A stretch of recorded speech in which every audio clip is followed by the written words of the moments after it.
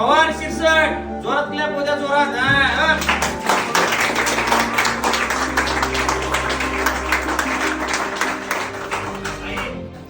कोयला आहे कोयला, हे कोयला आहे बहुत गरमी इसमें नाही गरमी.